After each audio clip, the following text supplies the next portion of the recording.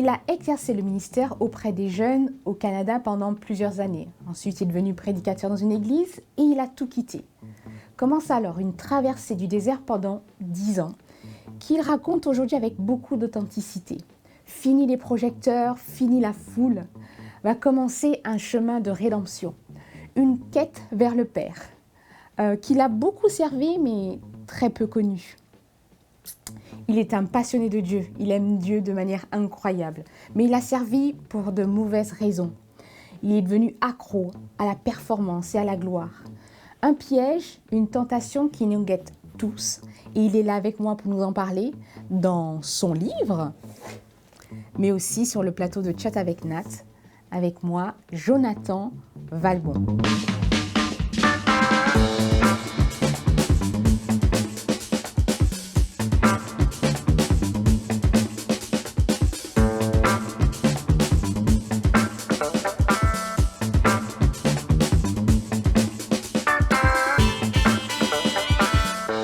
Et oui, il est là avec moi sur le plateau. J'avais hâte de vous le faire découvrir. Jonathan Valbon. Il est mort de rire. Je ne sais pas pourquoi. Ça commence bien. Ça fait plaisir de voir ce sourire accueillant. Merci Jonathan, merci d'être là avec nous. Merci Nathalie. Super. On va passer un super temps ensemble. La vision du stable. Oui. Je l'ai lu. Oui. On va en parler. Oui. J'ai envie de le faire découvrir à nos amis. Ce serait bien. Ce serait bien, n'est-ce pas? Merci d'avoir accepté mon invitation. Merci à toi de m'avoir invité. Ça fait plaisir. Tu sais, sur ce fauteuil, il y avait Elisa Valbon, ton épouse. Tout à fait, la meilleure partie de moi-même. Eh oui. On va découvrir une autre partie, la tienne. La plus obscure. Écoutez, restez bien connectés avec nous. On se retrouve tout de suite pour notre séquence objet.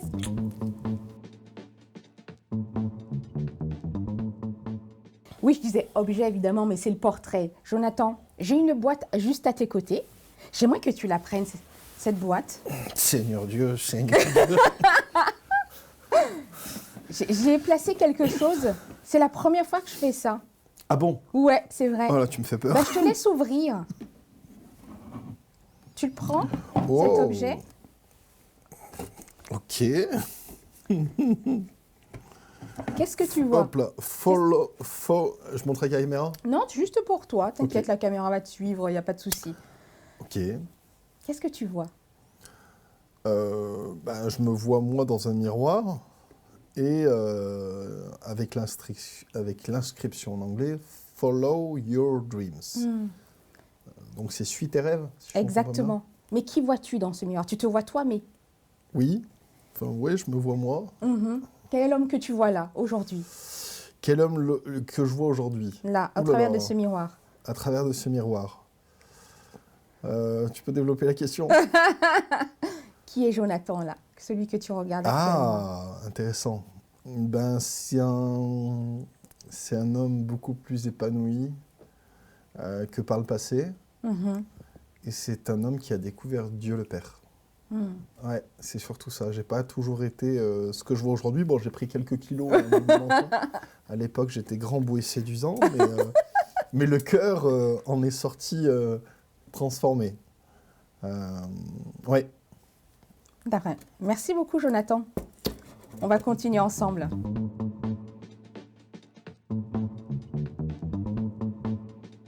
Jonathan, j'ai envie de te découvrir, de faire découvrir des regards croisés. J'aime beaucoup aller chercher, autour de l'invité, des personnes qui te connaissent Ok. Bien ou te connaissent peu. Ok. Mais je pense que j'ai trouvé deux personnes qui ont quelque chose à te dire. Ok. Et voilà, tu vas juste les découvrir, puis on va en parler ensemble. Ok. Allons-y. On y va? Allez. Tiens. Vas-y, tu peux cliquer et t'écoutes ce qu'ils ont à te dire. Bonjour Joe, on se connaît depuis plus de 12 ans maintenant et aujourd'hui j'ai le défi de parler de toi. C'est super.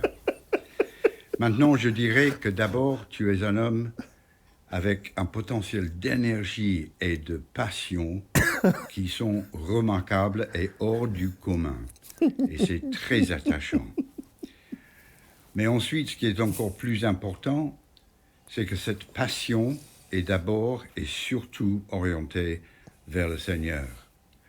Pendant la traversée au désert, que tu décris si richement dans ton livre, même quand tu étais au fond de l'abîme, tu es toujours resté accroché à Dieu.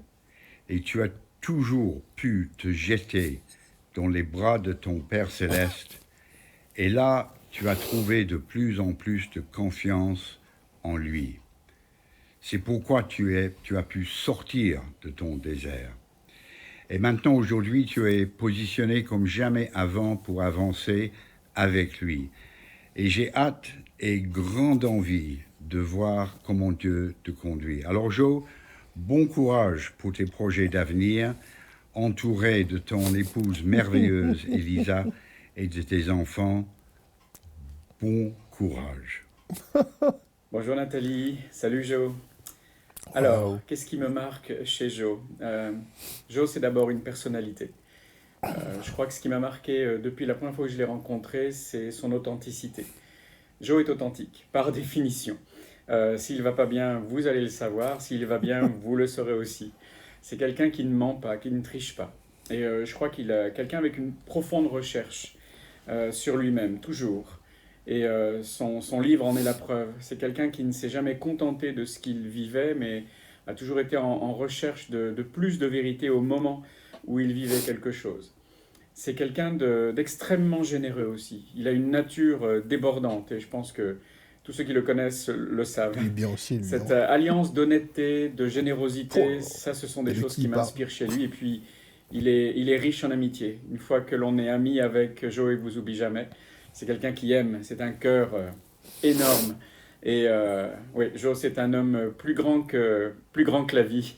Et je l'aime beaucoup pour ça. C'est un homme de foi, bien entendu. Bah, dis donc. Jonathan, quoi vous dire sur Jonathan, mon petit frère bien-aimé?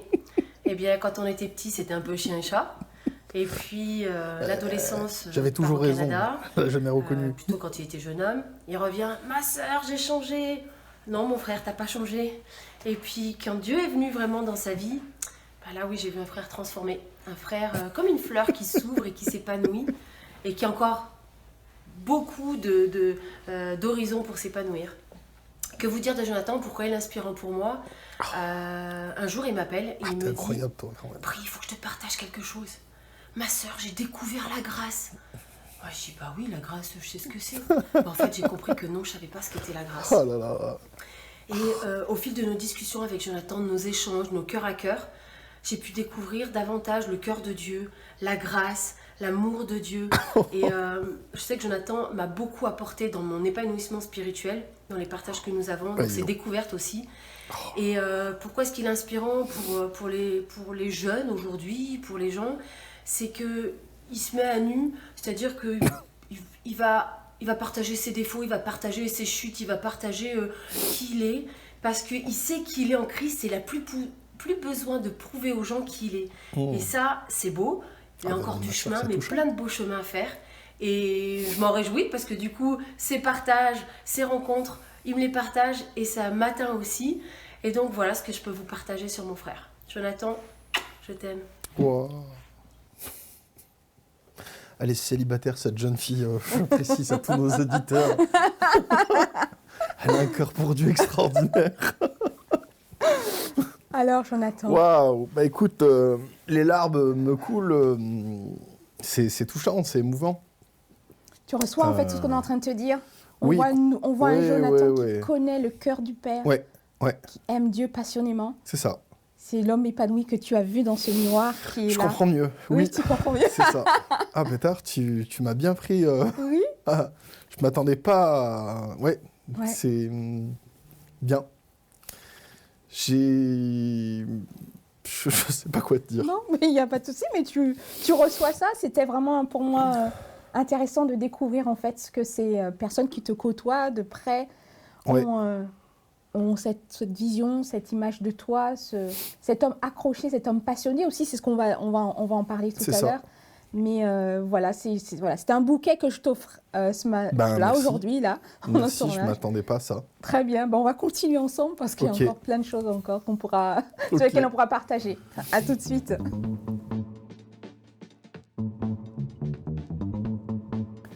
Et bien, de retour avec Jonathan, on va découvrir ton objet. C'est vrai, je demande à chacun un objet. Et j'ai dit, voilà, qu'est-ce que tu veux nous partager Eh bien, moi, Ah, c'est ça ton objet. Voilà. D'accord. je sais pas si je montrerai à la caméra, mais actuellement, j'ai sorti un livre qui m'a pris à peu près 2 ans. C'était pas prévu que je sorte un livre. T'avais prévu autre chose ou... J'avais rien prévu du tout. D'accord, ok. Mais c'est un concours de circonstances qui en a entraîné un autre qui m'a amené à sortir ce bouquin. Et un ami qui s'appelle Pierre Chose, qui est le directeur de première partie, qui m'a encouragé et m'a dit « Jo, viens, il faut qu'on publie ». Je lui avais envoyé un extrait à l'époque, ce qui était mon journal intime, de mes questionnements que j'avais avec Dieu. Et c'est l'actualité du moment, donc oui, je t'ai ramené ça. Actuellement, je suis en plein déménagement. Je n'ai pas d'objet qui me caractérise particulièrement. J'aime bien jouer du piano, c'était compliqué de ramener un piano. Non, il n'y a pas de place. Voilà, donc je pensais que c'était bien de parler de ça aussi, parce que c'est ce qui m'a pris pas mal de temps ces derniers temps. Ces derniers temps. Eh ben, écoute, ça tombe très bien parce qu'on va en parler dans notre séquence cœur à cœur Génial. de ton objet. Alors, restez bien connectés, on retrouve Jonathan, la vision du stade.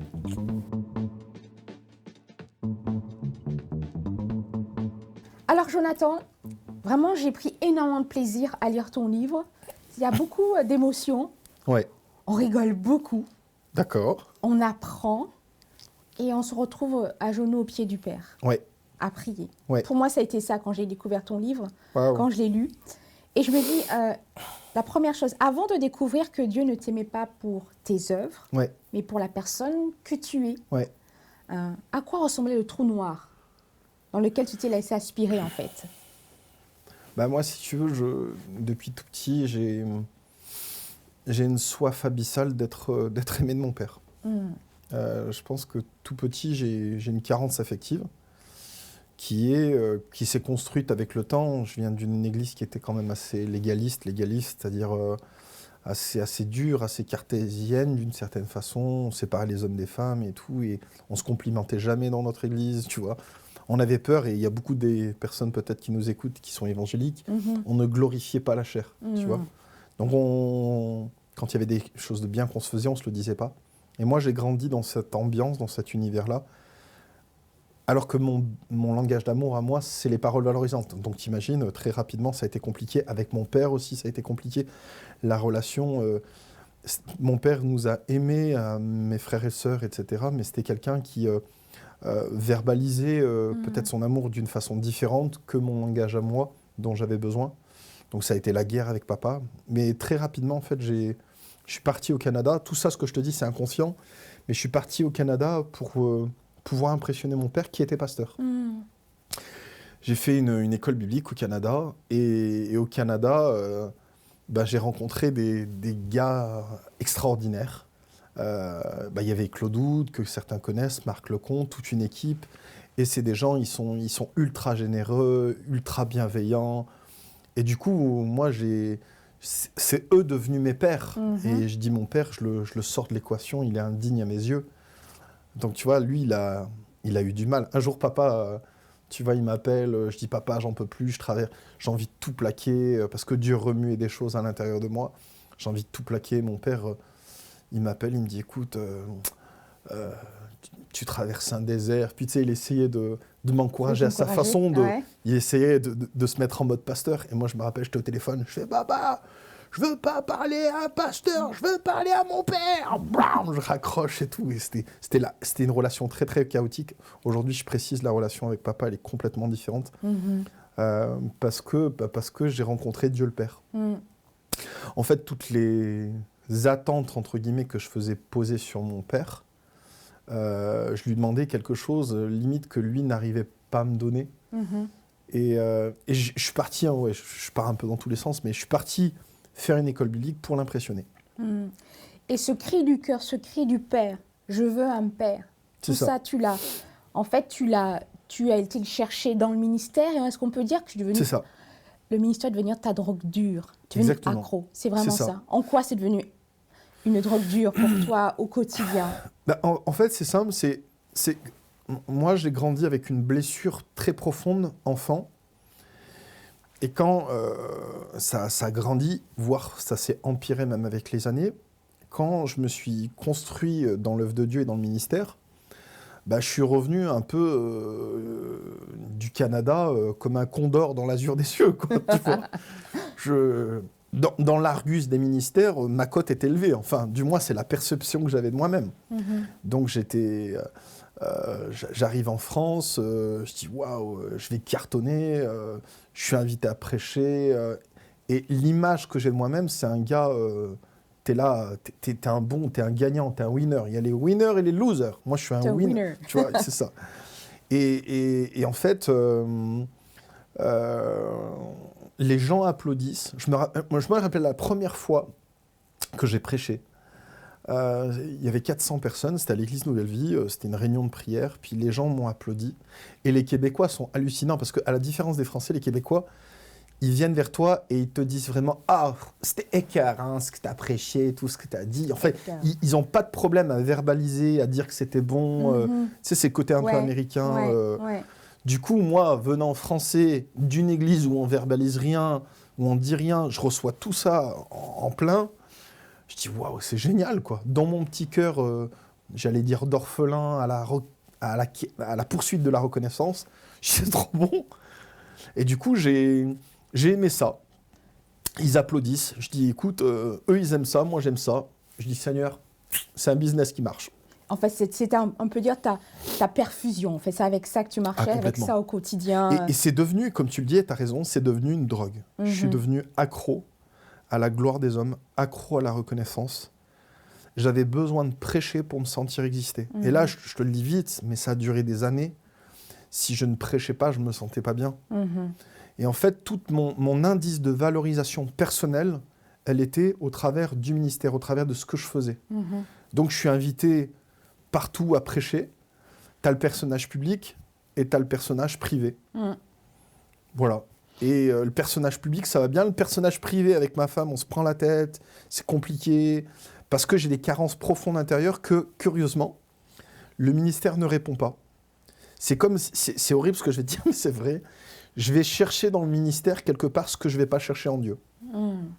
Mais à ce moment-là, lorsque, je sais pas, est-ce que tu comprends justement que tu es venu accro et que peut-être, comment tu arrives à comprendre que ça y est, j'ai franchi une limite et j'ai besoin d'être désintoxiqué. Comment va se passer la cure de désintoxication? Désintox. Oui, comment tu prends conscience et que... En fait, je pense, un jour, je crois que je me dispute avec ma femme. Il y a une violente dispute qui éclate à la maison. J'ai des flashs de colère et je réalise que ma vie m'échappe. C'est-à-dire que c'est pas ça ce que Dieu nous demande. Tu sais, la maîtrise de soi, ceci, cela. Je vis pas ce que je prêche. Et là, je dis, mince, il y a un truc qui va pas, quoi. Il y a un truc qui va pas et l'image du pasteur parfait se fissure. Et je me rappelle un soir, je pleure au pied de mon lit, j'ai mon iPhone, j'ai 576 noms de mémoire, je sais plus. Je dis, il y a 400 pasteurs là-dedans et je pleure parce que je sais pas qui appeler. Donc je me trouve seul, j'ai des problèmes de couple, ma femme souffre parce que une fois que les gens ont célébré et apprécié le personnage public, qui rêve que d'une chose, c'est la prochaine réunion qui le tient sur un nuage. Elle a là le vrai gars, qui est détestable, qui n'a toujours pas d'amour de son père. C'est flippant. Et je dis, il y a un problème. Et du coup, ça m'amène à consulter Dieu. Et à un moment donné, en fait, je travaille dans les assemblées de Dieu.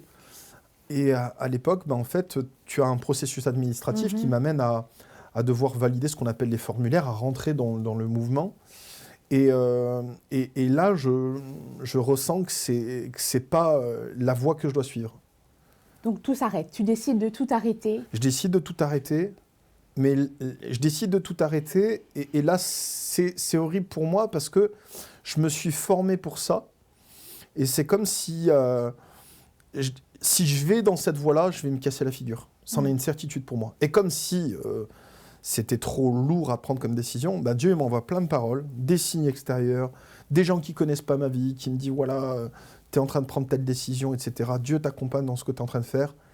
Donc, j'en ai la certitude. que c'est la voie que je dois prendre, mais moi, je veux pas y aller. Tu veux pas être... Parce que c'est trop difficile. Ah ouais. Je te montre une image. Je ne sais pas si tu connais ce tableau. Non.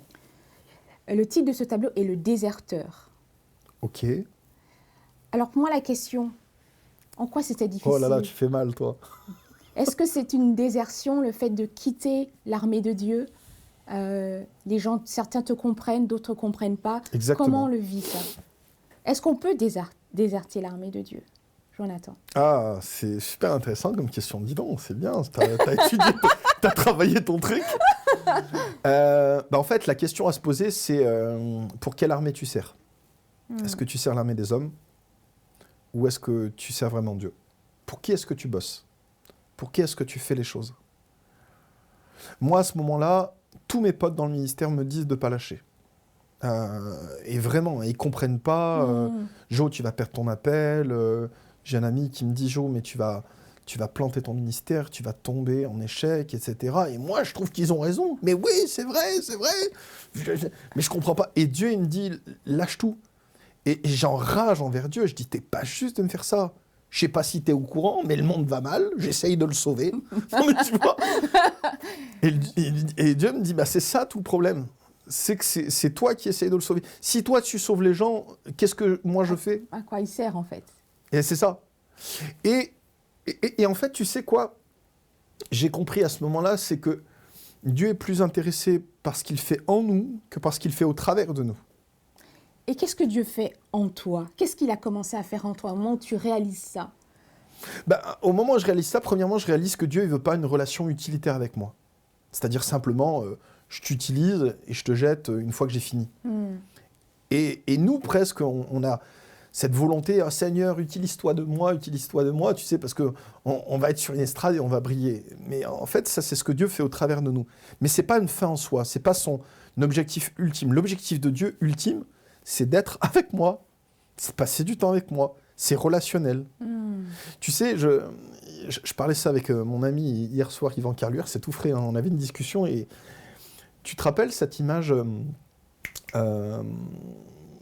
c'est Jésus qui en parle et qui dit que ça caractérise l'amour de Dieu, c'est que Dieu est capable de laisser son troupeau avec 99 brebis pour aller chercher une qui se perd. Et souvent, moi j'étais le leader, il y avait la foule, mais moi j'étais le leader, cette brebis qui était en train de se perdre. Et Dieu, dans cette parabole, enfin moi je l'identifie comme ça, c'est qu'il est capable de laisser une foule et une église pour aller chercher le leader qui se perd. Et j'étais ce leader-là. Je ne connaissais pas Dieu. C'est horrible à dire, mais c'est vrai.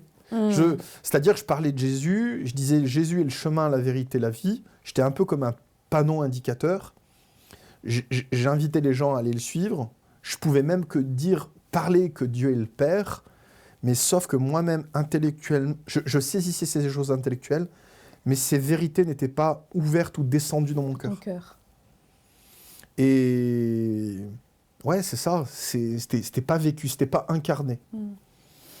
Et ça se passait là-haut. Et en fait, quand tu as une relation un peu intellectuelle avec Dieu, quelque part, tu prends de la distance, tu maîtrises un peu, tu vois, ça te permet pas de descendre dans le cœur, tu te rends pas trop vulnérable. Il y a Dieu là-bas, il fait son truc, moi je fais mon truc et c'est OK. Tu te rends pas vulnérable avec Dieu? Avec Dieu. Et avec les autres? Et avec les autres aussi. Tu mets une distance. Ou tu es toujours un peu en mode coach, tu vois, moi je suis ton pasteur, racontez-moi vos problèmes. Ça te permet d'avoir la maîtrise de la relation, tu te rends pas trop vulnérable. Faut pas parler de tes fêlures, tes faiblesses. T'entretiens ta réputation. Et moi, à vous les chrétiens, je vais vous faire les bonnes leçons comme quoi il faut avancer avec Dieu. Tu vois, c'est ça.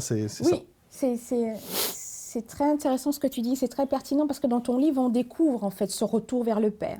Ouais. Ce chemin que tu prends avec lui, ce chemin d'intimité. Et moi, je vais te poser cette question, Jonathan. À quoi ressemble le cœur du Père que tu as? Décris-moi le cœur du Père. Oh. Je trouve que tu le décris tellement bien, mais j'ai envie de t'entendre. À quoi ressemble le cœur du Père que tu as découvert? Waouh. C'est un cœur qui a les bras ouverts vers moi.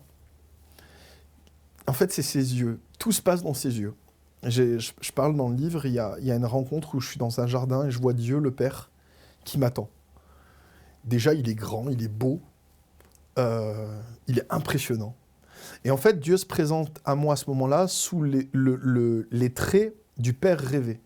Le père que tu recherchais. Le Père que je recherchais. Sans. Mm. J'ai...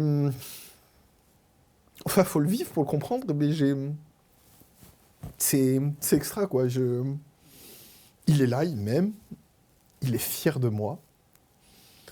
Et en fait, il y a rien que je fais à ce moment-là. Je suis pas en train de prêcher, je suis pas en train d'envoyer les watts et de mettre la lumière. Je suis juste moi et il est fier de moi. Et je réalise que j'ai rien à faire pour être aimé comme je suis. Et il me prend dans ses bras, il m'a dit « Tu es né pour être ici, contre mon cœur. Et tu peux rester autant de temps que tu le veux. Tu peux passer du temps là. Les autres, à ce moment-là, disparaissent. Les âmes à sauver, tu sais. Mais Dieu, en fait, c'est toi. Que sert-il à un homme de gagner le monde entier s'il perdait son âme ? Tu étais en train de te perdre. C'est toi que je voulais. Et quelque part, je voulais sauver les autres pour me sauver moi-même, d'une certaine façon. Tu vois, Et là, je réalise que le temps s'arrête. J'ai ma place ici. Il attend rien de moi. Il est heureux que je sois là. J'ai ma place dans son cœur. Et ce jour-là, je nais. Je deviens. Et souvent, j'ai essayé de trouver ma valeur dans le regard des autres. Tu sais, j'ai essayé de performer, de monter une échelle dans le regard des autres. Et ces autres, ils sont durs à impressionner. D'ailleurs, j'arrive jamais à les impressionner malgré tout ce que je fais. Tu sais, tu plais jamais à tout le monde. C'est jamais suffisant. Ah non, et moi, il y a beaucoup de gens à qui je plais pas. À l'époque, il y a des gens à qui te voient un peu comme un rival, il y a des gens avec qui tu es en compétition, il y a tout un milieu politique, il y a un milieu avec des strates, tu as tout ce jeu-là, etc. Et là, quand je rentre avec Dieu, tout ce monde-là disparaît. Ça n'a plus rien à voir. Je dis, pétard, c'est différent. Et je réalise, en fait, dans ses yeux, parce qu'il est mon père et parce qu'il est mon créateur, je réalise, c'est un mot qui est à la mode, mais je réalise mon identité. Qui suis-je pour lui ? Donc je réalise que je suis son fils, je réalise qu'il est mon père, et je réalise que je n'ai pas besoin de l'impressionner, parce qu'il est déjà impressionné par moi. Mais il est impressionné par moi, pas parce que je fais, mais juste parce que je suis moi. Alors c'est bizarre. Du coup, j'ai pas besoin de faire plus ou de faire moins. Il m'aime comme je suis. Et du coup, ça t'aide beaucoup à t'accepter toi-même, quoi, finalement, tu vois. C'est ça. Et en fait, je réalise que tout le temps où je me suis regardé d'une vision latérale sur les gens, en fait, je me suis trompé de miroir. Tu sais, miroir, mon beau miroir, dis-moi qui je suis. En fait, je me suis regardé dans le miroir des gens, des hommes, des figures paternelles, des figures des pères spirituels. Mais rien ne vaut le regard de Dieu le Père sur notre vie. Absolument rien. Et là, c'est une rencontre, c'est un bouleversement. Bambi découvre la vie. Je te promets, Et je réalise à ce moment-là qu'en fait, tout le ministère, absolument tout, ne vaut pas ça. Je suis prêt à tout arrêter. Je suis prêt... En fait, son regard me donne ce que j'ai toujours voulu. C'est-à-dire cette soif de reconnaissance.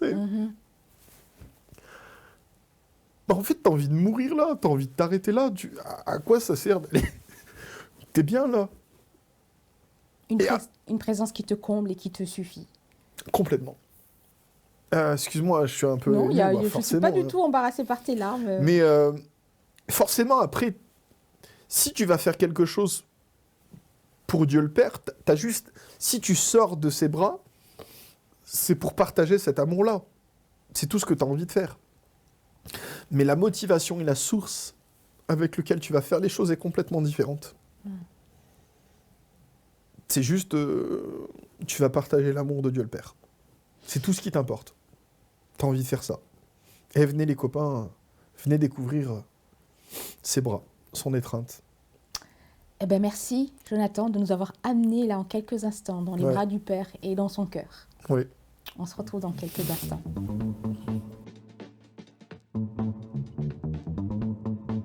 Allez, on va se remettre de nos émotions. Merci beaucoup, Jonathan. Et on va faire la rubrique tac au tac. C'est du tac au tac. J'ai quelques questions pour toi. Elles sont faciles, mais c'est du tac au tac. Tu es prêt? La résolution que tu ne tiens jamais. La résolution que je tiens jamais, me lever le matin pour aller courir. Si tu étais une garniture de pizza, tu serais quoi? La mozzarella. Di bufala. Di bufala. La vraie juteuse pleine de lait. La dernière fois où tu as pensé, c'est pas grave, ce n'est rien. C'est pas grave, c'est rien. Le contrat que j'ai pas signé hier soir. Okay. Le vêtement que ta femme aimerait jeter aux ordures. Le vêtement de ma femme... Le vêtement que ta femme aimerait jeter aux ordures. Un de tes vêtements. Un t-shirt troué. La chose que tu considères comme une corvée. Sortir les poubelles. Quelle est ta plus belle rencontre? Dieu le Père. Selon toi, le monde a plus besoin d'amour ou de vérité? La vérité est une personne. C'est Jésus. Ouh là là, tes questions me font mal. Enfin, elles ont 3 sens. Bah oui, mais toi aussi. Mais amour ou vérité? Je pense qu'ils ont besoin d'amour. Et la vérité, c'est qu'il faut qu'on leur dise qu'ils sont aimés. Mais savent pas qu'ils sont aimés. D'accord. Bon, question trop philosophique. Ouais, Tu peux pas faire du tac au tac avec ça. Comment... Vérité ou amour? Choisissez. A ou B. Comment occupes-tu ton temps libre? Comment j'occupe mon temps libre? Comment j'occupe mon temps libre? Sortie, voir des amis, le truc banal. Ok. Un peu les travaux à la maison actuellement. Termine la phrase. Si j'étais quelqu'un d'autre, je serais. Si j'étais quelqu'un d'autre, je serais. Termine cette phrase. Oh là là, t'es dur. Oh, mais Si j'étais quelqu'un d'autre, je serais... en fait, j'aime qui je suis actuellement. Ben, merci beaucoup, Jonathan. J'ai pas envie d'être quelqu'un d'autre. Merci beaucoup. On s'arrête là pour le tac au tac.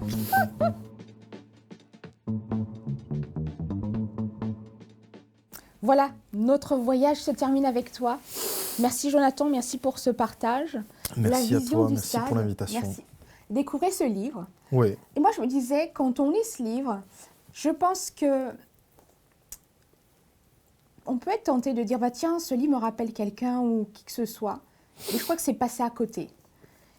Parce que ce livre nous amène au cœur du Père, au genou du Père. C'est le but. Et je te dis merci pour le courage que tu as eu d'ouvrir tes tripes. Merci. Parce que ça donne envie. Waouh. Ce que tu vis, ce que tu dis donne envie. Alors merci à toi. Merci pour ceux qui t'ont entouré, qui t'ont fait confiance. Merci à mon épouse Elisa. Oui, Elisa. Gordon. Salut Elisa. Salut Gordon, Elisa. Tes enfants. Mes enfants, mes parents. Et voilà. On a hâte de voir la suite. Je sais qu'il y a d'autres projets. Il y avait Follow Your Dreams. C'est ça. Dieu a écrit de belles choses pour toi. Oui. Et voilà, c'est tout ce que je te souhaite. Waouh. D'être au plus proche de son cœur et merci. que tu puisses amener d'autres merci. Au cœur du Père. Et puis, il nous reste quelques minutes. Tu as 1 minute, c'est pour toi, le mot de la fin. Je te le laisse avec nos internautes. On t'écoute, sens-toi libre. Eh bien, chers amis internautes, je vous invite à découvrir Dieu le Père. Si vous ne le connaissez pas, je vous invite à arrêter tout ce que vous faites. Et c'est probablement la chose la plus dure et la chose la plus extraordinaire que vous pourriez faire. Souvent, on s'arrête à la croix, on s'arrête à Jésus, mais Jésus est la moitié du chemin. Jésus est venu nous montrer le Père. La croix nous montrait le cadeau de son amour. Et je vous invite à le regarder, à le découvrir, et votre vie va prendre un sens extraordinaire.